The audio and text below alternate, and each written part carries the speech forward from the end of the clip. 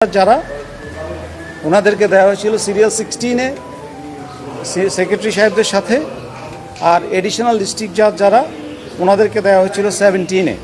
এছাড়া রায়ের বডিতে কিছু অবজারভেশন ছিল, সেগুলো বলা হয়েছিল সেগুলোর উপর দৃষ্টিপাত করা হয়। এছাড়া অ্যাপেলেট ডিভিশন সিভিল অ্যাপিলে প্রথম যে অবজারভেশনটা দিয়েছিল সেখানে বলেছিল যে since constitution is the supreme law of the land, all constitutional functionaries shall be placed first in order of priority in the table of the impugned warrant of precedence।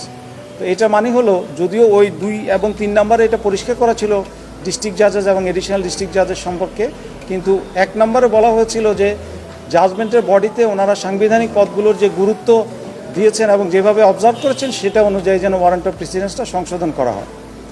আমরা প্রজাতন্ত্রী বাংলাদেশ সরকারের cabinet division বা cabinet সেক্রেটারির পক্ষে আমরা review petition দায়ের করি। এই review পিটিশনটা দায়ের করা হয়েছিল 2017 সালে এবং সেটা শুনানি হলো 2025-এ।